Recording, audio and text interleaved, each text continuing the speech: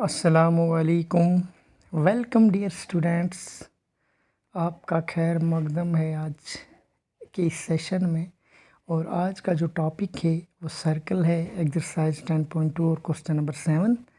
तो आज question number 7 लेकर मैं आपकी खिदमत में हाज़िर हूँ। तो इससे पहले सर्कल्स पर हमने बहुत सारी वीडियोस बनाई, इंट्रोडक्शन सर्कल के बारे में जाना हमने और एक्सरसाइज के कुछ क्वेश्चन भी किए।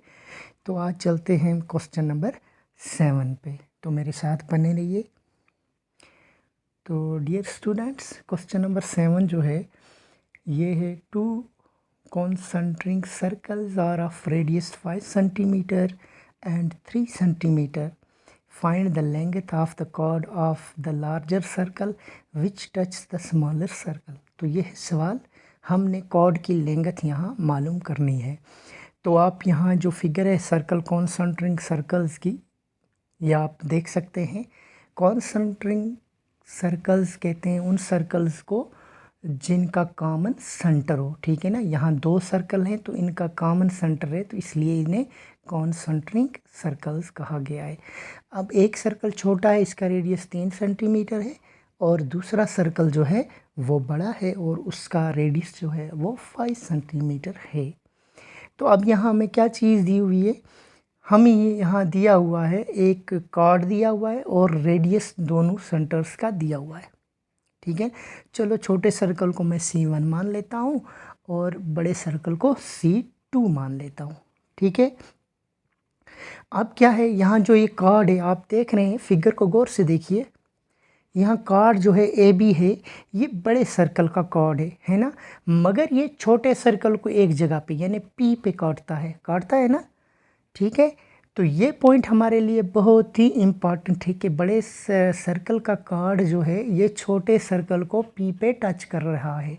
ठीक है, इसका मतलब क्या हुआ, इसका मतलब ये हुआ कि ये जो बड़े सर्कल का कॉर्ड है छोटे सर्कल की टेंजेंट लाइन बन गई है। ठीक है ना, बन गई ना, टेंजेंट बन गया है, छोटे सर्कल का टेंजेंट बन गया।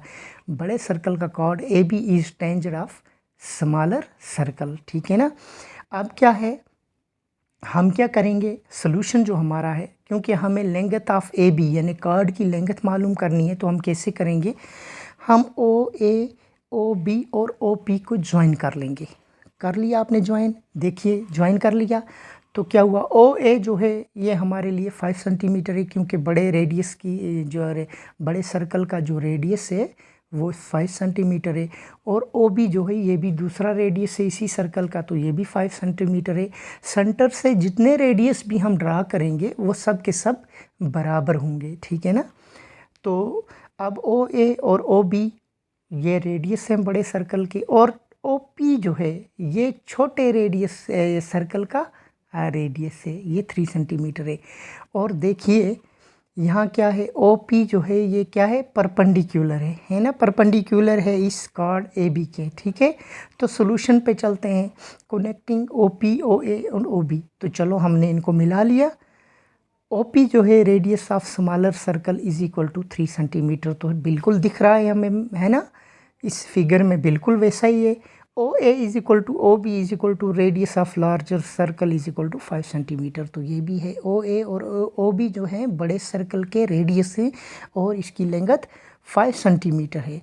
अब क्या है, चूँकि AB जो है ये टेंजेंट है छोटे सर्कल का C1 जिसका नाम रखा है हमने, है ना, तो इसलिए OP जो है ये परपेंडिकुलर होगा AB के, क्योंकि tangent at any point of circle is perpendicular to the radius through point of contact. Point of contact जहाँ पे ये सर्कल को ये लाइन टच कर रही है उसे टेंजेंट कहते हैं, और यहाँ OP जो है इसका रेडियस है, तो ये परपेंडिकुलर हो गया AB के। ठीक है ना, अब क्या है, यहाँ हमें क्या बन गया, एंगल OPA और एंगल OPB 90 डिग्री के, क्योंकि ये परपेंडिकुलर है। OP जो है ये AB के परपेंडिकुलर है, तो यहाँ 90 डिग्री के एंगल दोनों एंगल बन रहे हैं। ठीक है ना, OPA और OPB, ठीक है ना, दो राइट एंगल बन रहे हैं।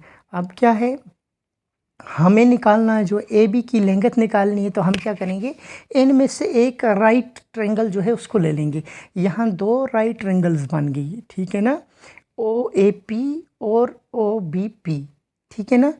दो राइट ट्रायंगल्स हमारे पास यहाँ बन गई हैं, ठीक है ना। तो चलो एक राइट ट्रायंगल हम ले लेते हैं, OAP ले लेते हैं, ठीक है ना।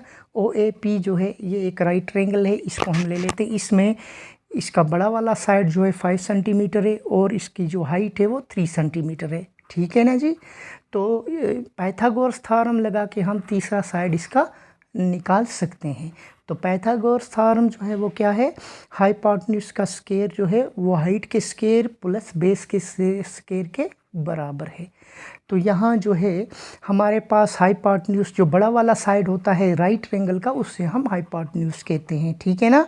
तो हाइपोटेन्यूज यहाँ हमारे पास दी हुई है 5 सेंटीमीटर। OA जो है इसका हाइपोटेन्यूज है, AP जो है इसकी बेस है और OP जो है वो इसकी हाइट है, ठीक है ना जी। तो हम OA square is equal to OP square plus AP square ये पाइथागोरस थ्योरम में कर लेंगे। अब क्या है, इनके वैल्यूज़ जिसका वैल्यू है, जैसे OA 5 सेंटीमीटर और OP जो है 3 सेंटीमीटर है, तो ये वैल्यूज़ जो हैं हम इसमें भरेंगे। तो हमने भर लिया 5 का square is equal to 3 square plus AP square. तो 5 का स्क्वायर यानी 5 पंजे 25 और 3 का स्क्वायर हो गया 9। AP जो है हमें निकालना है।